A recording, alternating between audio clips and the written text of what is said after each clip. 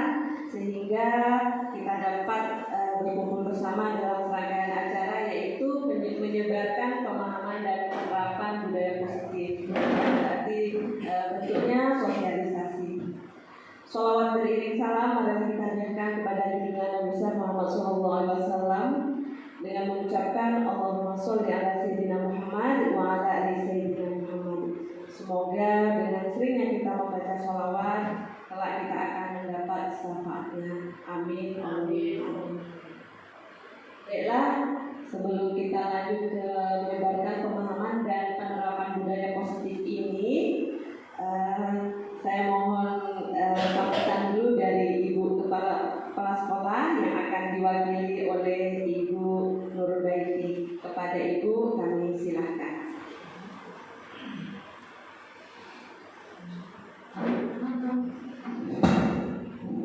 Assalamualaikum warahmatullahi wabarakatuh. Alhamdulillahirrahmanirrahim. Wassalatu wassalamu ala asyrafil anbiya'i wal mursalin wa ala alihi washabbihi ajmain. Amma ba'du. Yang saya hormati Bapak Ibu yang hadir pada siang ini.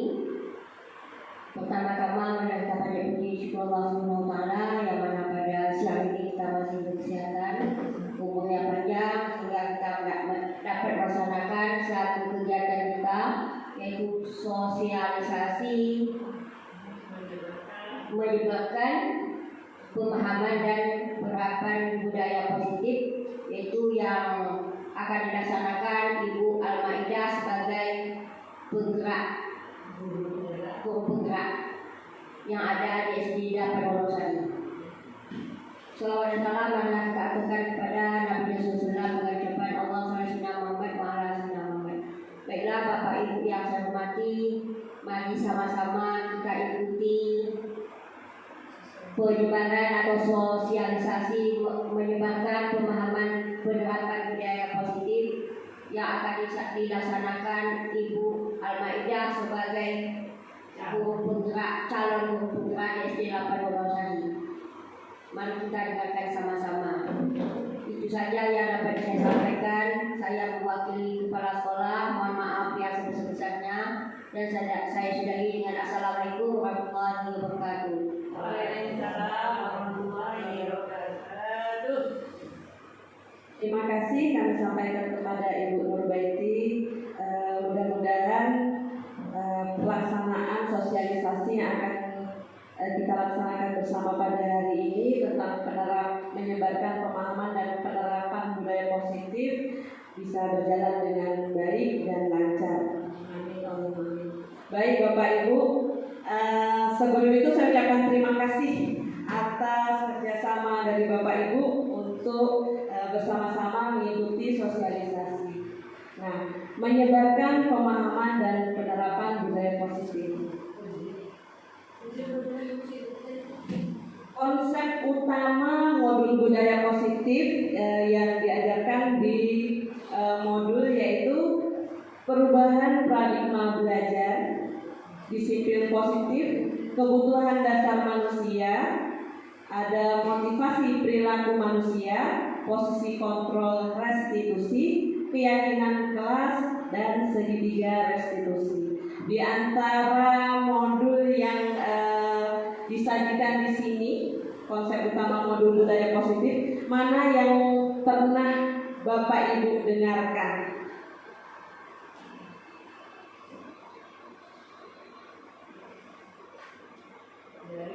Dari kesekian konsep utama modul budaya positif ini, mana yang pernah Bapak Ibu dengar? Disiplin positif. Disiplin positif. Kemungkinan ada lagi Bapak Ibu? Keyakinan kelas. Berarti Bapak Ibu sudah melakukan keyakinan kelas ya? Ya. Lanjut Pak Masud. Nah, perubahan paradigma belajar. Apa itu pembelajaran dengan paradigma baru? Pembelajaran dengan paradigma baru dirancang berdasarkan prinsip pembelajaran yang terdiferensiasi, sehingga setiap siswa belajar sesuai dengan kebutuhan dari tahap perkembangannya untuk mewujudkan profil pelajar Pancasila. Nah, profil belajar Pancasila itu sendiri sekarang ini di kurikulum Merdeka itu sangat digencarkan sekali untuk kita mengimplementasikan di sekolah. Disiplin positif. Apa arti disiplin positif? Nah, Bapak Ibu, adakah yang ingin menjawab dari antara Bapak Ibu apa sih disiplin positif itu? Bu Eli mungkin? Iya. Apa itu disiplin positif, Bu? Mungkin kita pernah dengar kata disiplin dan positif. Ada positif, mungkin ada negatif. Ini disiplin positif. Mungkin sedikit Ibu bisa memberikan gambaran seperti apa. Silakan Ibu Eli. Baik, terima kasih Bu Al atas waktunya. Saya coba menjawab ya Bu ya. Sesuai dengan apa yang ada di pikiran saya. Ini juga merupakan satu ilmu baru mungkin bagi saya nanti setelah mengikuti sosialisasi yang Ibu laksanakan. Apa arti disiplin positif? Disiplin. Ini disiplin kalau menurut saya Bu ya. Oke, gak apa-apa nanti. Disiplin positif. Saya coba menjawab ya Bu Alia. Itu adalah pendekatan untuk menerapkan disiplin tanpa hukuman dan hadiah. Positif ya, di sini artinya kan baik ya, umum seperti itu. Jadi itu dengan tujuan untuk menumbuhkan kesadaran dan memberdayakan anak untuk mandiri. Luar biasa. Mungkin ada lagi ya dari Pak Din atau Pak Jun Yang positif Pak. Nah, disiplin positif ya. Ada Pak Jun mungkin memberikan masukan untuk disiplin positif itu apa sih? Ya, silakan Pak. boleh. Terima kasih atas waktunya. Jadi hari ini kita mengenal apa itu disiplin positif. Mungkin kita sering mendengar disiplin positif, tetapi sebetulnya apa itu disiplin positif hari ini mungkin calon guru angkatan 11 Bu Almahidah akan menjelaskan apa itu disiplin positif. Kalau menurut saya, simpel aja itu. Disiplin positif itu mungkin kita akan melakukan kebiasaan-kebiasaan yang intinya kebiasaan ke anak, tetapi dampaknya itu positif atau baik. Positif itu kan baik. Jadi misalkan kebiasaan itu apakah bersalaman, apakah senyum, itu kan kebiasaan yang kita terapkan di sekolah kita. Itu saya singkat saja. Terima kasih. Wassalamualaikum warahmatullahi wabarakatuh. Terima kasih Pak Jun. Jadi disiplin positif tadi memang luar biasa jawaban dari Pak Jun dan Bu Eli dan rekan-rekan semuanya. Lanjut Pak. Baik, disiplin positif. Dalam budaya kita, makna kata disiplin dimaknai menjadi sesuatu yang dilakukan seseorang pada orang lain untuk mendapatkan kepatuhan. Kita cenderung menghubungkan kata disiplin dengan ketidaknyamanan. Kemudian sebagai pendidik, tujuan kita adalah menciptakan anak-anak yang memiliki disiplin diri sehingga mereka bisa berperilaku dengan mengacu pada nilai-nilai kebajikan universal dan memiliki motivasi intrinsik bukan ekstrinsik. Berarti motivasi dalam diri murid itu sendiri. Sesuai yang dikatakan Pak Jun tadi, memiliki disiplin diri, misalnya bersalaman itu dia memang dari dirinya sendiri. Nah, seperti itu. Kemudian disiplin positif merupakan salah satu cara menerapkan disiplin yang bertujuan untuk menumbuhkan kesadaran serta memberdayakan anak untuk melakukan sesuatu tanpa sogokan, ancaman maupun hukuman. Nah, ini tadi dijawab oleh Bu Eli, luar biasa. Ya, anak itu melakukan disiplin positif memang dari dasar dirinya, tidak melalui imbalan. Kamu nanti kalau saya kasih ini baru dia mau. Nah, seperti itu kalau bisa itu yang harus kita hindari. Jangan sampai seperti kita zaman-zaman dulu. Nah, seperti itu Bapak. Kebutuhan dasar manusia ada 5 yaitu bertahan hidup, kasih sayang dan rasa diterima, penguasaan, kesenangan dan kebebasan. Ini kebutuhan dasar manusia. Motivasi perilaku manusia. Motivasi merupakan dorongan yang timbul pada diri seseorang secara sadar atau tidak sadar untuk melakukan suatu tindakan dengan tujuan tertentu. Yang pertama kita lihat menghindari ketidaknyamanan dan hukuman. Ya. Kemudian ada mendapatkan imbalan atau penghargaan dari orang lain. Dan yang ketiga menghargai nilai-nilai kebaikan diri sendiri. Kita lihat yang pertama, menghindari ketidaknyamanan dan hukuman. Murid melakukan disiplin diri karena ia takut dihukum. Ini merupakan motivasi ekstrinsik. Bapak Ibu pernah mengalaminya? Pernah. Pernah ya Bu? Nah, seperti apa Bu contohnya? Ya, murid melakukan disiplin diri karena ia takut dihukum. Contohnya mungkin masukkan baju,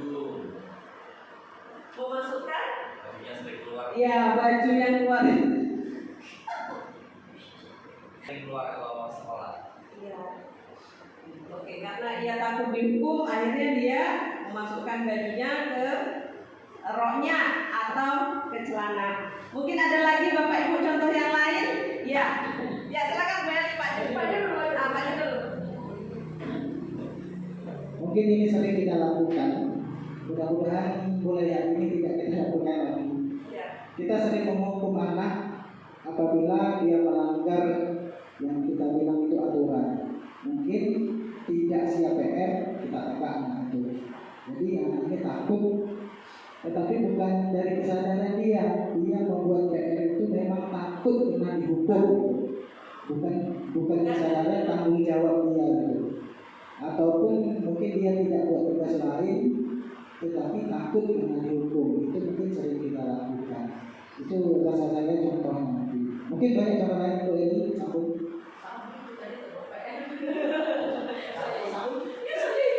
Oh, sependapat Bu Eli sama Pak Jun, sependapat. Mungkin sedikit tambahannya Bu Alen. Iya. Mungkin pada ini ketika kita memakai baju ya seragam ya kan, nah di sini apa rasa apa. Kadang kan ada juga anak yang tidak mematuhi yang kita sebut tadi aturan ya kan.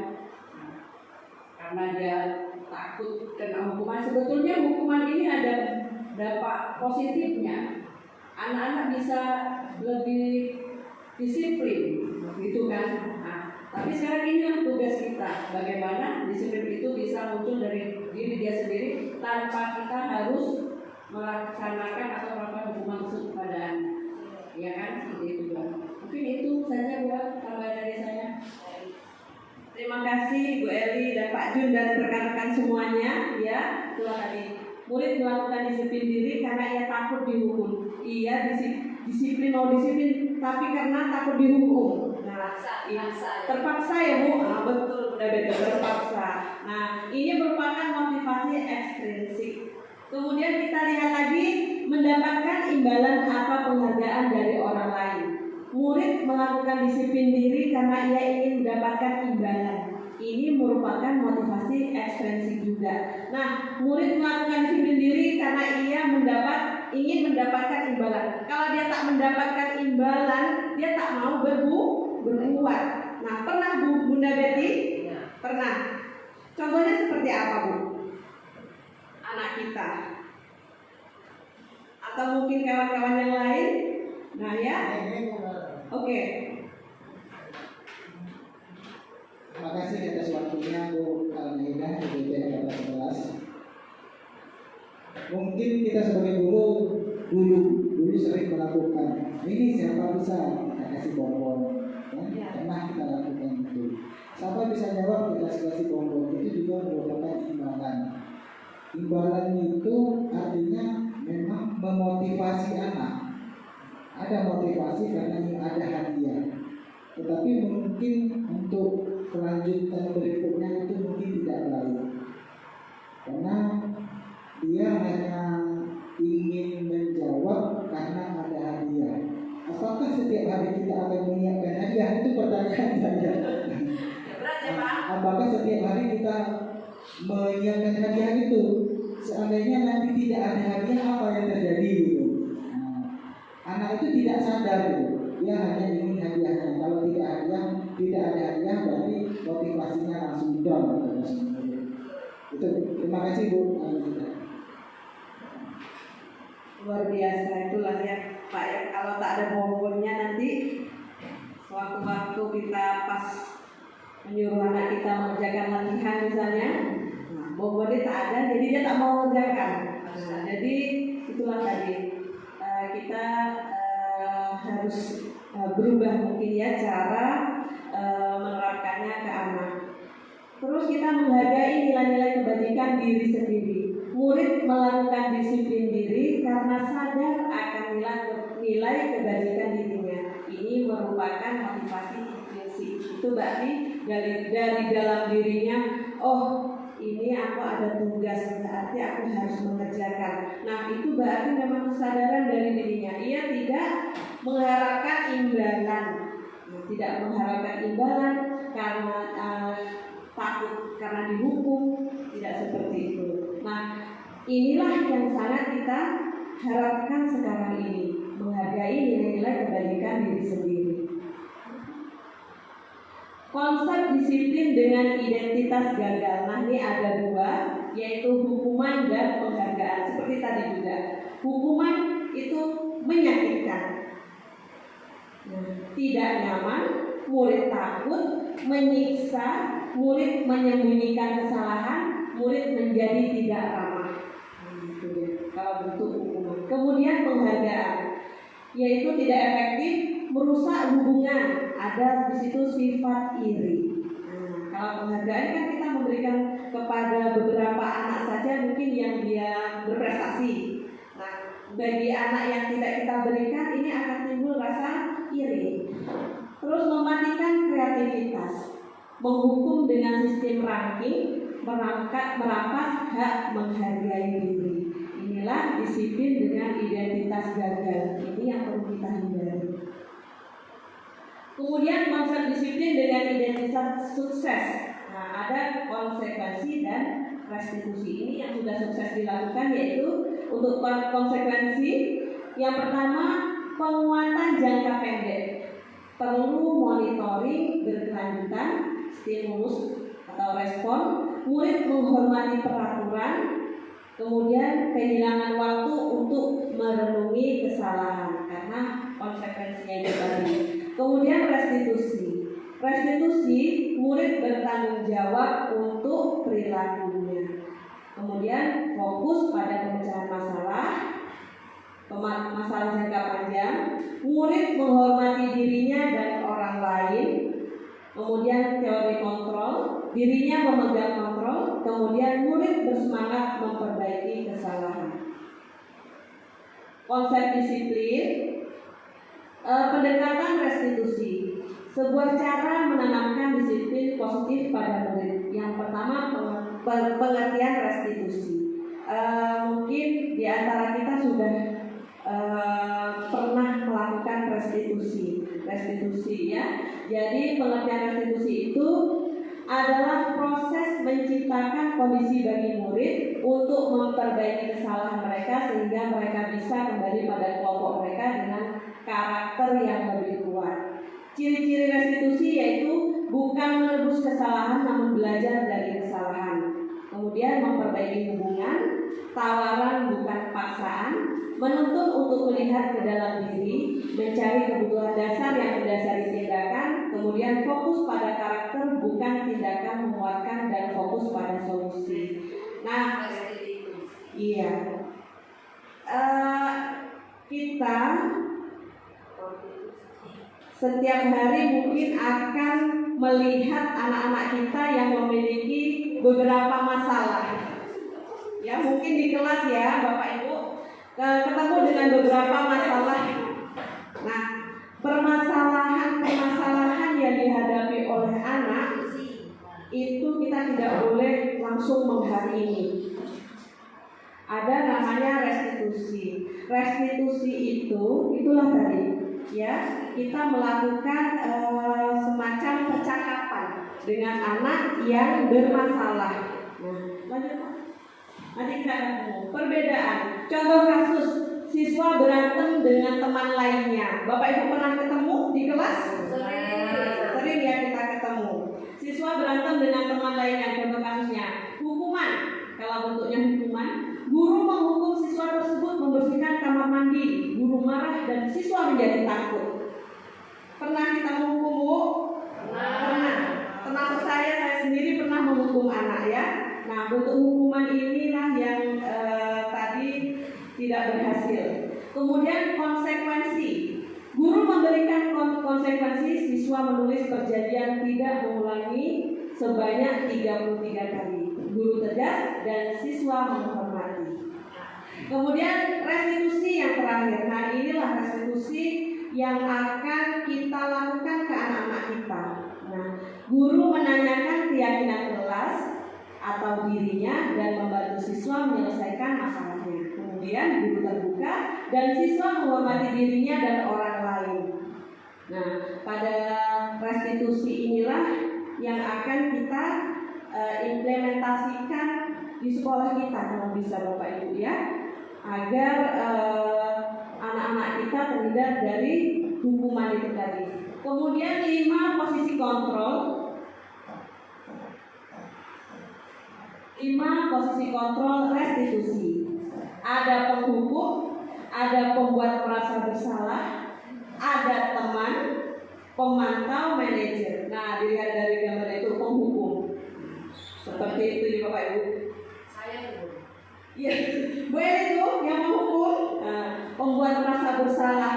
Pembuat merasa bersalah itu misalnya gini, kamu tak kasihan nak sama ibu. Nah, itu deh, membuat merasa bersalah. Artinya ke anak kita jadinya seperti don. Nah, teman, kalau kita menganggap seperti teman, anak ibu, misalnya, gimana sih kok bisa seperti ini?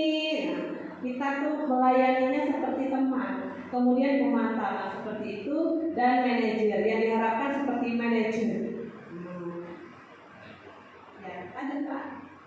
Nah, contoh penerapan 5 posisi kontrol. Contoh kasus siswa berantem dengan teman lainnya tadi ya. Penghukum, patuhi aturan sekolah lalu berdiri di lapangan. Nah, tegas betul ya Bapak Ibu ya. Kemudian pembuat merasa bersalah. Berapa kali ibu guru harus memberitahu kamu, bu guru kecewa sama kamu. Nah, ini anak merasa kecewa. Nah, ya, membuat merasa bersalah.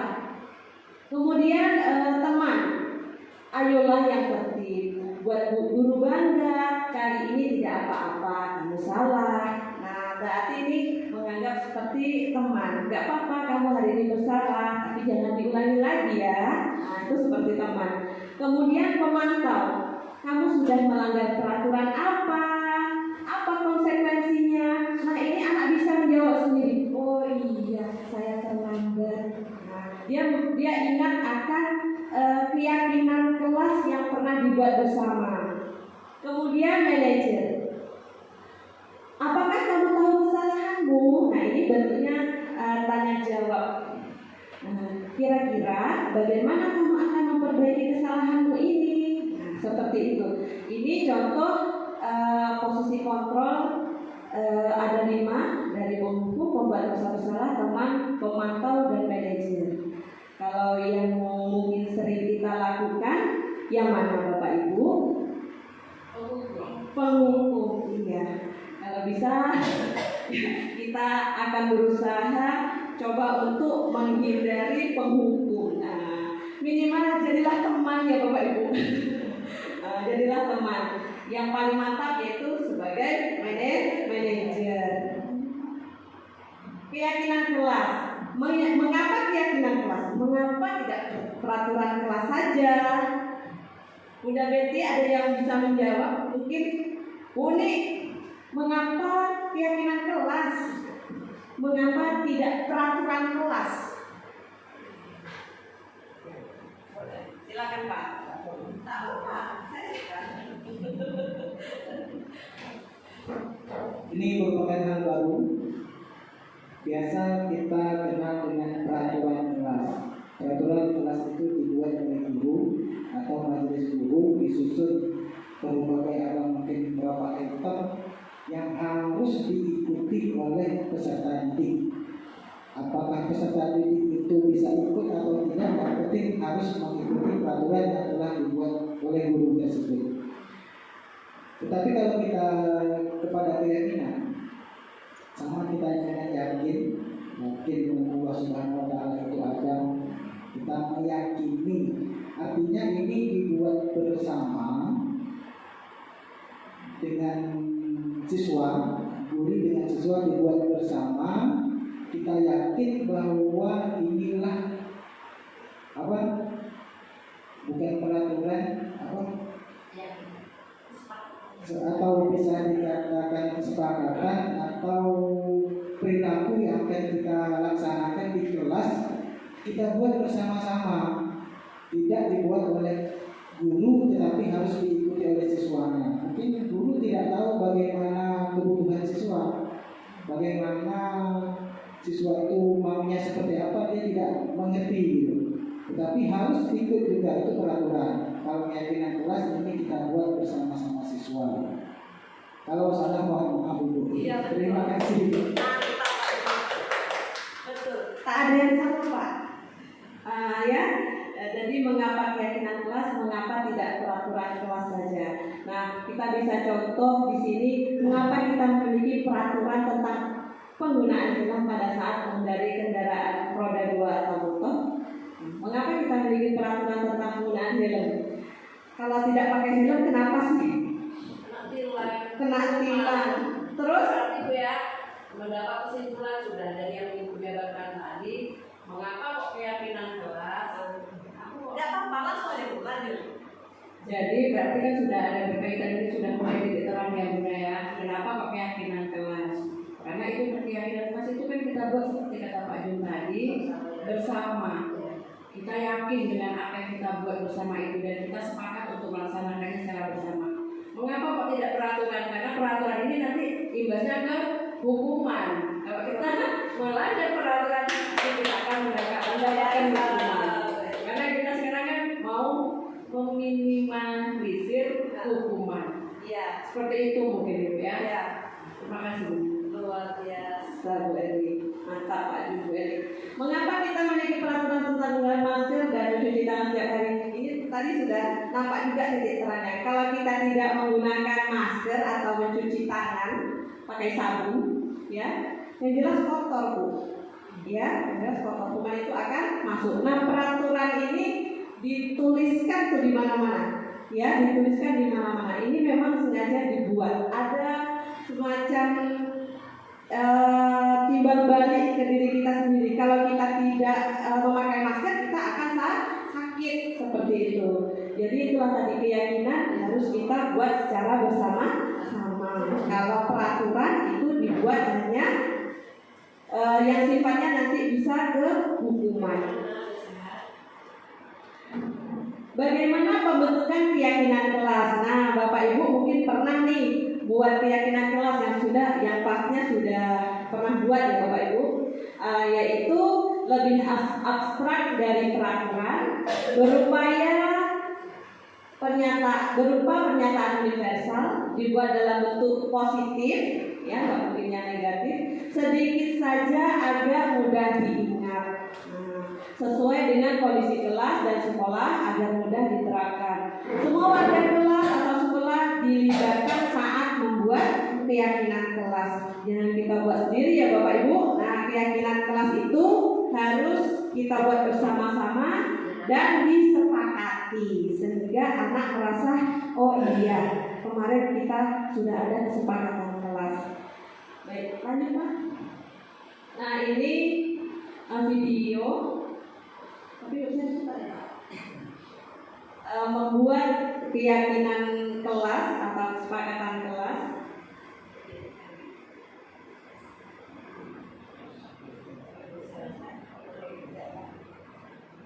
Nah, keyakinan kelas, untuk keyakinan kelas saya rasa Bapak Ibu sudah tahu ya membuat keyakinan kelas. Kemudian segitiga restitusi, menstabilkan identitas. Kita semua akan melakukan hal terbaik yang bisa kita lakukan. Kemudian validasi tindakan yang salah. Semua perilaku memiliki alasan. Kemudian menanyakan keyakinan internal. Kita semua memiliki motivasi internal. Nah, ini kemarin video saya waktu penerapan segitiga restitusi. Nah, dalam penerapan program disiplin positif, hendaknya guru memiliki standar kepribadian profesional dan sosial yang baik, di mana guru mampu berefleksi pada posisi kontrolnya saat ini, bagaimana perjalanan dirinya sebagai seorang among atau posisi manajer yang menuntun murid-murid menjadi insan yang mandiri, merdeka, dan bertanggung jawab. Itu standar nasional pendidikan. Oke, terima kasih. Jadi dari penyebaran pemahaman budaya positif tadi mungkin hanya ini. Nanti yang itu nanti dekat ya. Dekat aja sih, oke. Oke, itu. Baik Bapak Ibu, materi kita hanya itu. Mungkin ada beberapa pertanyaan dari Bapak Ibu, dipersilakan. Siapa yang mau bertanya? Silakan Pak Jun.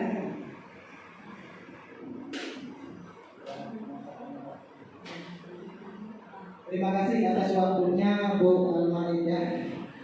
Ini Bu, tadi Ibu sudah membahas kita ini tidak boleh menghukum, ya Bu ya. Untuk mendisiplinkan anak tidak boleh menghukum, untuk memotivasi tidak boleh kasih penghargaan, tidak boleh kasih imbalan. Terlihatnya simpel ya, kita lakukan restitusi simpel. Tapi apakah pelaksanaannya ini yakin kita bisa melaksanakan dengan baik dengan melakukan restitusi ini? Apakah berhasil atau tidak? Jujur Bu ya, kita juga sudah melakukan hal tersebut seperti yang aku jelaskan tadi. Sepertinya mungkin apakah kami kurang bisa gitu menerapkan ilmu ini, memang agak kurang berhasil. Tetapi kalau kita menggunakan hukuman, itu lebih cepat berhasil, efektif sekali. Itu kenyataannya Bu. Iya. Itu kenyataan yang terjadi di kita. Mungkin kalau kita berbicara tentang ilmu ini, kita tidak menghadap peserta didik apalagi yang banyak itu, yang ramai, mungkin simpel aja yang benar ya. Ternyata setelah kita lakukan aksi nyatanya, ternyata tidak semudah yang kita bayangkan. Untuk mendisiplinkan anak biar lahir dari dirinya untuk sadar. Sulit ya Pak? Ternyata sulit. Kita sudah restitusikan. Ya setelah kita restitusi besok balik lagi semula. Seperti bagaimana tuh trik? Mudah-mudahan Bu Almaidah ada trik yang baik dan bisa kita laksanakan bersama-sama. Terima kasih. Baik, makasih Pak Jun. Baik, mungkin dari Bapak Ibu mungkin ada yang bisa menjawab. Ada yang bisa menjawab, mungkin Pak Azizan bisa menjawab. Kita sudah berusaha melakukan restitusi, tapi dalam kenyataannya masih juga anak itu balik lagi ke awal. Dan yang lebih ampuh kata Bapak tadi, yaitu menghukum tadi ya, memberikan hukuman. Dengan memberikan hukuman anak itu jadi patuh, tapi macam terpaksa rasanya Pak ya, iya kan? Biar bagaimanapun Pak, saya tidak bisa mengatakan ya udah kita hukum saja, kan tak bisa seperti itu. Paling tidak kita berusaha bagaimana sih kita menjadi guru yang baik, seperti kata orang pintar. Apa Bu? Seperti kata orang pintar itu, jadilah guru yang dirindukan. Nah, mungkin kita butuh pendekatan lagi ke anak Pak. Mungkin kita butuh pendekatan lagi ke anak. Selama ini kita mungkin sedikit abai terhadap anak. Oh, biarlah aja anak seperti itu. Jadi kita mungkin kurang begitu peduli. Jadi ketika anak memiliki masalah, harusnya diselesaikan dengan restitusi itu tadi, secara tanya jawab yang seharusnya. Karena sebelum kita melakukan restitusi itu, kita sudah memiliki keyakinan kelas, kesepakatan kelas. Kalau sempat itu terus terjadi ke anak, pasti kita harus introspeksi diri. Kok anak lain terus sih? Apa sih yang salah? Gimana sih? Berarti kesepakatan kelas itu memang betul-betul harus kita laksanakan bersama-sama dengan anak, sehingga ketika anak melakukan kesalahan, oh iya Pak, saya melakukan kesalahan seperti itu. Kita berusaha ya Pak Jun, kalau untuk menjawabnya kita tetap harus menghukum, sepertinya salah saya. Iya, boleh Bu, silakan. Izin menambahkannya Bunda, betul sekali apa yang kata Bunda itu, kita harus lebih berusaha. Kemudian mungkin salah satunya adalah dengan cara kita jangan pernah bosan melakukan restitusi. Kita harus melaksanakan restitusi itu secara konsisten, ya kan? Baik, anak hari ini nggak sadar, nggak apa-apa Pak Jun, kita nggak boleh putus asa, ya. Selalu ada harapan ke depannya, ya kan? Jangan putus asa Pak Jun. Oke, mungkin bahasa saya hari ini kurang menyentuh anak, sehingga kesadaran dalam diri anak belum timbul atau belum muncul. Jadi restitusi ini lebih kepada konsisten saja, ya. Mana yang sudah bagus ya kita laksanakan. Betul kata Bunda, kita mungkin bisa introspeksi diri, mungkin dari cara kita mengajukan pertanyaan, cara kita mengajar, mungkin anak-anak belum tersentuh dengan apa yang kita lakukan. Itu saja Bunda, tambahan dari saya. Terima kasih ya. Ibu Laila mungkin ingin bertanya atau Pak Den? Pak Den, silakan Pak Den, mungkin ada pertanyaan. Tanya saja Bu. Baik, nah itulah tadi. Memang tugas guru sekarang ini berat ya Bunda Betty. Nah, kita nak sabar betul dengan anak. Anak kelas 1, kelas 2 itu luar biasa. Dan kelas lainnya juga luar biasa. Karena tingkat perfase itu biasanya berbeda-beda. Nah, anak kelas 1, kelas 2 perlu dimanja sekali. Nah, anak kelas 3 dan kelas 4 tuh sudah mulai kan ya dengan aksi-aksinya. Kelas 5 dan 6 seperti itu juga, dia butuh perhatian, sama, semuanya sama. Nah, perlakuan kita kepada mereka juga perlu kita mungkin kita lebih daya lagi lah terhadap anak-anak kita. Boleh, silakan Pak. Terima kasih Bu. Tadi kan kita tidak boleh memberi penghargaan dulu. Iya. Kalau dulu waktu kita waktu kuliah, waktu pelatihan, itu kita diwajibkan memberi penghargaan kepada siswa. Oh, anak ini dapat jawab ini, tepuk tangan untuk ini, itu penghargaan itu. Apakah penghargaan itu juga dilarang sekarang? Oh, Bu Al-Maidah bisa jawab ini, tepuk tangan untuk Bu Al-Maidah, boleh nggak? Itu penghargaan. Nah, itu kan penghargaan. Segala yang kita memberi dia motivasi, baik walaupun itu hanya tepuk tangan, itu penghargaan kepada siswa kita. Jadi pertanyaan saya, boleh tidak kita memberikan penghargaan tepuk tangan untuk siswa kita yang bisa menjawab pertanyaan? Seandainya tidak boleh, dampaknya apa terhadap siswa kita? Apakah kita mengorbankan siswa kita hanya untuk siswa yang tidak bergerak, yang tidak mau itu? Kemudian kita mengorbankan siswa yang memang agresif, tidak mengorbankan hanya untuk kepentingan siswa yang tidak mau belajar. Itu kan faktanya begitu. Kita ini melihat siswa yang tidak mau belajar, tetapi kita sering mengorbankan siswa yang memang motivasi belajarnya tinggi, tidak kita hargai, tidak boleh dikasih suara kelas. Itu kan mematahkan semangat yang siswa yang memang belajarnya tinggi, dia ingin dapat juara. Biasanya dia dapat juara, sekarang kita tidak memberikan dia juara. Jadi menurut saya memang suatu ilmu mungkin ada bagusnya, mungkin ada kelemahan. Itu kan manusia yang membuat. bilang ini tak bagus, ini bagus. Tetapi masing-masing memiliki kelemahannya masing-masing. Apakah dengan restitusi ini bagus? Menurut saya tidak begitu juga, karena ini pandangan manusia. Apakah pandangan siapa yang membuat? Apakah memang dia dulu sering tidak belajar, dia membuat karena dia merasa jengkel, tidak pernah menghargai untuk buat keputusan seperti ini. Tetapi kadang kita sering mengorbankan siswa kita yang memang pintar gitu. Sering kita mengorbankan seperti itu. Jadi bagaimana coba? Terima kasih. Terima kasih Pak Jun. Pak Jun memang luar biasa pertanyaannya ya. Kalau menurut saya Pak, untuk pemberian reward ke anak tepuk tangan itu sah-sah saja, boleh, sangat dianjurkan sekali. Bahkan anak bisa termotivasi.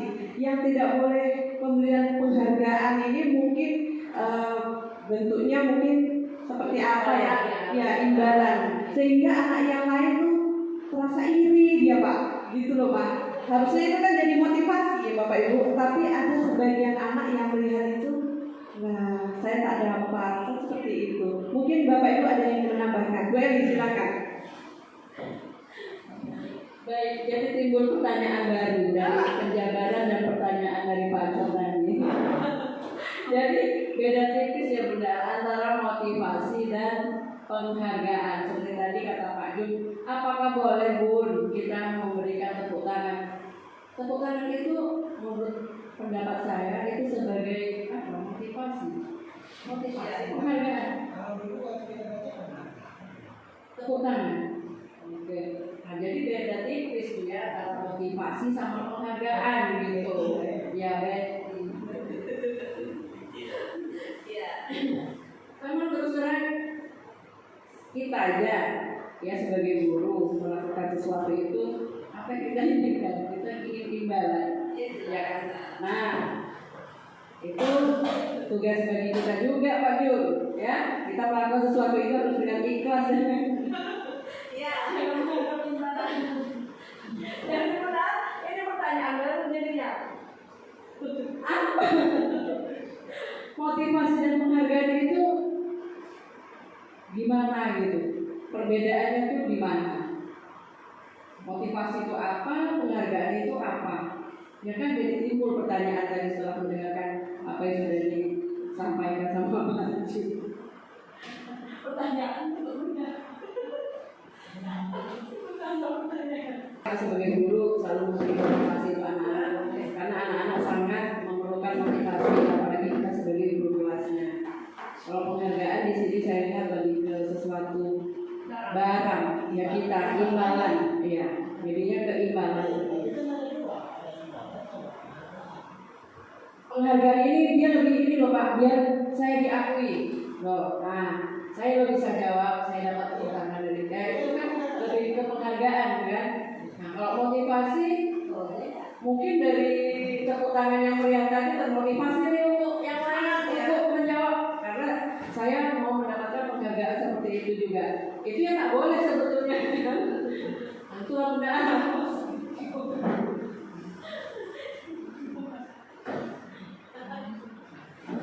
Motivasi dan penghargaan apa bedanya coba?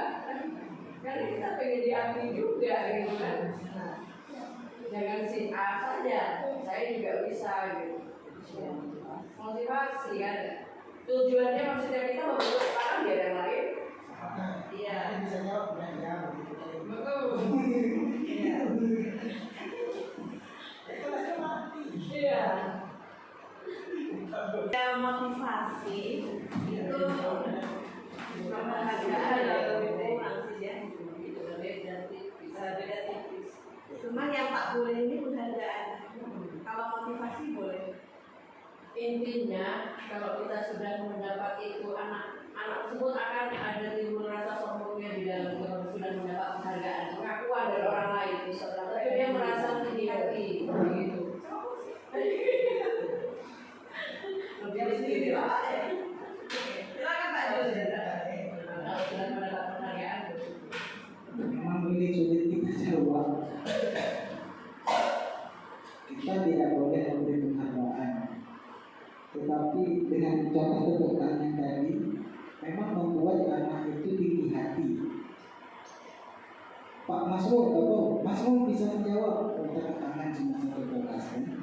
Tinggi hati dia tuh bisa jawab. Itu dalam hati dia. Memang itu juga tidak baik. Tetapi kalau kita tidak memberikan hal seperti itu, tidak ada motivasi anak itu untuk menjawab. Dia macam bulan biasa. Mas Rul jawab ini, dia bisa jawab. Ya, terima kasih. Menurut saya lah Pak, kalau untuk kita memberikan semangat untuk tepuk tangan, baik bagus anak ibu itu, kata saya itu tidak jadi masalah namanya itu. Tapi yang bentuknya memberikan imbalan seperti bentuk barang itu yang Itu tadi kan imbalan. Sekarang imbalan dengan penghargaan beda ya Bu. Lain kolom saja. Ada penghargaan, ada imbalan. Imbalan, kalau imbalan sudah kita maklumi berupa barang, berupa hadiah, itu pasti itu imbalan. Sekarang ini penghargaan. Penghargaan ini juga rupanya tidak baik. Memang kalau kita teliti memang tidak baik. Kita memberi tepuk tangan kepada salah satu siswa, itu akan membuat siswa itu akan sombong mungkin. Kita saja lah, kita dalam lama itu. Pak Jun bisa jawab ini. Tepuk tangan semua. Ini hati saya bagaimana gitu. Pasti terjadi. Walaupun kita tak menyebutkan hebat gitu tidak, tapi hati kita itu sudah terbentuk di situ. Terbentuk hati kita itu sudah dibentuk sifat sombong, walaupun tidak kita ungkapkan gitu. Kalau lama-lama itu kita lakukan, lama-lama jadi sombongnya diungkapkan gitu. Itu maksud saya. Aku nih loh bisa jawab. Aku nih loh yang paling mantap, gitu ya Pak. Paling mantap. Pertama mungkin dia tak diungkapkan, tapi karena keseringan dikasih penghargaan seperti itu, lama-lama sifat sombongnya makin tumbuh berkembang, lalu diungkapkan, itulah langsung terlihat kesombongan. Emang kita serba salah menerapkannya ya Pak. Kita aja merasa nama kita disebut di tempat ramai itu bisa menjawab berbunga-bunga hatinya kan? Tentu yang lain memang ilmu ini ada bagusnya, mungkin ada juga kelemahannya. Yang ini harus kita pecahkannya bagaimana itu. Terima kasih. Itu tadinya karakter lagi kan. Nah, dari sinilah karakter anak kita terbentuk dari penghargaan tadi. Ya kan, di mulut sombongnya dia meremehkan kawannya nggak bisa jawab. Sekali itu Iya. lama-lama. Iya. Jadi Timbul sifat sombongnya. Kalau kita selalu memberikan penghargaan tadi Pak, anak itu lama-lama akan menjadi sombong karena keseringan kita memberikan. saya lebih pandai. Saya loh yang paling bisa, katanya seperti itu. Itu tadi mematikan kreativitas saja ya. Betul. Jadi anak yang lain kamu punya itu ada paling nanti Pak Jun lagi tuh. Contohnya Pak Jun. Iya, paling nanti Pak Jun tuh. Jadi Iya. kreativitas anak tak terbentuk di situ. Malah rasa iri malahan kan, nggak termotivasi malahan kan. Itu Pak Jun lagi. Nah, nanti Pak Jun lagi tuh. Yang lain jadi lemah ya, jadi lemah ya Bapak Ibu. Mati kreativitasnya. Jadi tidak mau bergerak lagi ya Bapak Ibu. Baik, lanjut Pak Jun. Saya ada baca kalian saya berbagi. Saya ada baca di internet bagaimana sekolah di Jepang itu. Memang katanya di Jepang itu tidak ada sekolahnya itu juara dengan tidak ada untuk di SD. Memang di SD di Jepang itu memang karakter anak itu yang disiapkan. Malah saya pernah lihat di TikTok. Kelas ini diserahkan sama guru, diserah, suruh anak masuk. Jadi anak itu yang mengemaskan. Berbeda dengan kita. Kita yang mengemaskan kelas, anak kita yang menyerahkan. Itulah beda karakternya. Jadi di Jepang itu tidak melihat anak itu pandai, tetapi karakternya yang dibentuk waktu di SD. Memang bagus. Memang di SD ini kita tidak perlu membentuk anak itu pintar jangan dulu, tapi karakternya. Nanti sudah berjalan, dia sudah nalar, ilmu apapun kita masuk pasti bisa, karena di otaknya itu sudah nalar. Artinya di SD itu bukan kita tidak memberi ilmu, tidak, kita memberi, tetapi lebih ke itu karakternya. Mungkin sama tadi ini kan di sisi positif ya, sama karakter memberi penghargaan tadi. Memberi penghargaan berarti kita membentuk siswa kita untuk menjadi sombong, itu sudah jelas itu. Kita sudah mendidik anak itu menjadi sombong. Padahal tujuan kita kan tidak ke situ, supaya motivasi ke siswa lain, tapi kenyataannya lain gitu.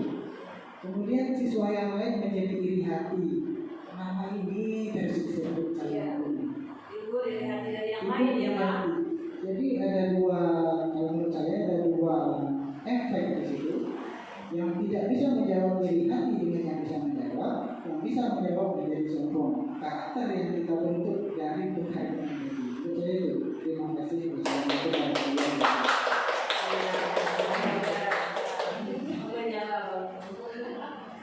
Luar biasa. Baik, itulah tadi beberapa masukan-masukan dari kawan-kawan kita. Sungguh tantangan yang cukup berat buat kita ya Bapak Ibu, dalam menghadapi pembelajaran di kelas, di luar kelas. Kita sebagai guru menjadi percontohan. Terus karakter anak perlu kita tuntut, perlu kita bina. Nah, itu tugas kita, sungguh berat sekali. Mudah-mudahan kita sebagai guru kuat, kita sebagai guru bisa sabar menghadapi anak-anak kita dan bisa melaksanakan pembelajaran dengan baik. Mungkin hanya ini ya Bapak Ibu ya. Terima kasih atas kerjasama dari Bapak Ibu rekan guru semuanya. Terima kasih Ibunda Betty yang mewakili kepala sekolah tadi. Jika ada salah dan silap dari saya mohon maaf. Saya sudahi. Wabillahi taufiq wal hidayah. Wassalamualaikum warahmatullahi wabarakatuh. Waalaikumsalam warahmatullahi wabarakatuh. Salam dagang ya.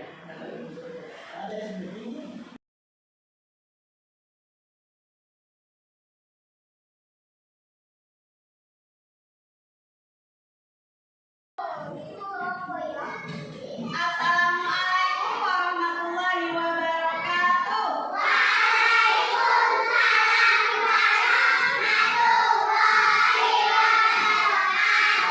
Apa kabarnya hari ini?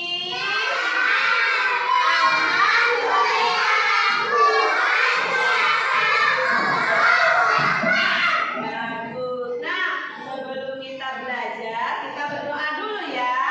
Nah, siap? Enggak? Sebelum belajar, marilah kita membaca doa. Berdoa mulai.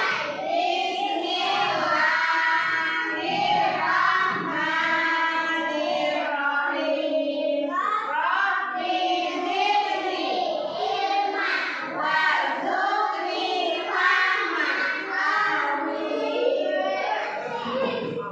Oke, baik anak ibu. Jadi sebelum kita lanjut ke kesepakatan kelas, hari ini kita mau buat kesepakatan kelas loh. Nah, ada yang tahu apa itu kesepakatan kelas? Nah, apa? Nah, apa? Nah, kita betul. Kesepakatan kelas. Halo. Halo. Kesepakatan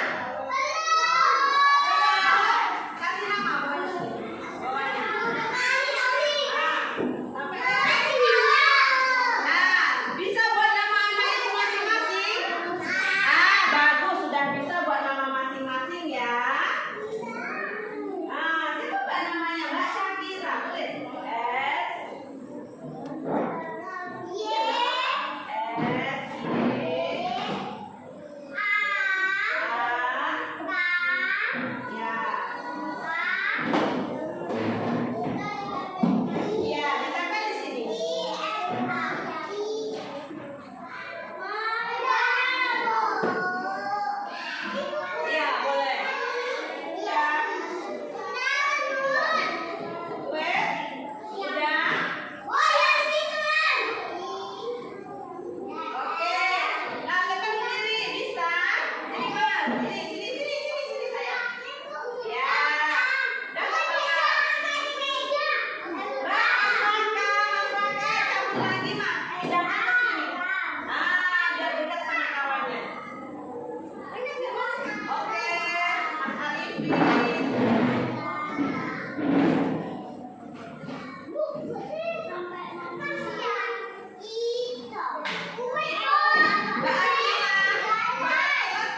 di sini.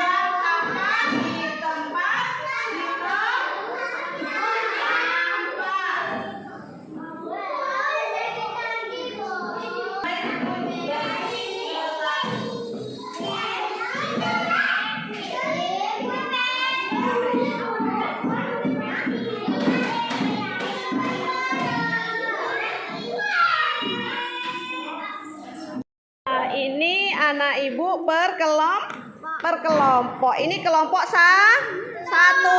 Apa tulisan kelompok satu? Apa tulisan kelompok satu? Cantik dan bersih. Lah, tulis dulu. Bisa nulisnya? Bisa nulisnya? Oke. Gak muat di bawahnya. Bisa? Bisa Mas? Oke. Nah, ini kelompok berapa nih? Kelompok 2. Kelompok 2 apa tulisannya? Bersih. Kelasku. 3. Kelompok 3 gimana? Membuang sampah di tong. Betul. Lanjutkan lagi. Membuang sampah di tong sampah. Anak ibu semuanya, sekarang anak ibu tempelkan hasil kesepakatan per kelompoknya tadi. Nah, tempelkan di papan tulis sini. Ya, terserah Akila. Nah, ini kelompok 3 sini, Mas. Ya, tempelkan sini. Oke.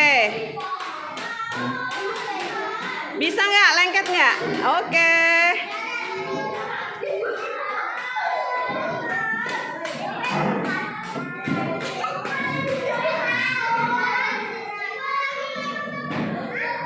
Ibu semuanya, nah ini kan sudah ditempel ya hasil kesepakatan per kelompok. Nah, kelompok hijau coba angkat tangan. Mana kelompok hijau angkat tangan? Mas Raka. Mana kelompok hijau?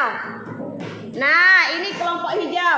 Kata kelompok hijau mengatakan membuang sampah di tong sampah. Nah, nanti ini kan sudah jadi kesepakatan nih. Kalau ada teman-teman yang buang sampah tidak di tong sampah gimana? Harus disuruh membuang sampah di tempat sampah. Bagus. Iya, harus di tong sampah ya. Bagus. Terus yang kelompok kuning, coba angkat tangan. Nah, kelompok kuning. Oke, kelompok kuning. Nah, kelompok kuning datang tepat waktu.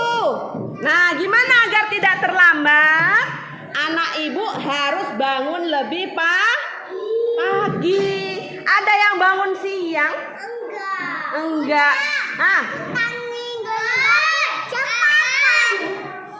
Jam 4 gak sih? Tenan, Mbak? Aku jam 5. Jam 5 udah bangun. Bagus. Mas Zakwan, jam 6 sudah bangun. Bagus. Nah, bangun jam 6. Bagus. Mbak bangun jam berapa? Pagi ya. Baik, kita lanjut yang kelompok warna pink. Yang warna pink siapa tadi? Lah, apa kata warna pink tadi?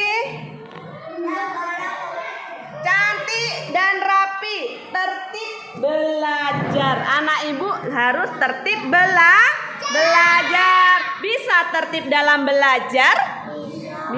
Bisa anak ibu rapi? Nah, berarti kelas kita jangan sampai berantakan. Gimana kalau ada teman-teman yang berantakin kelas?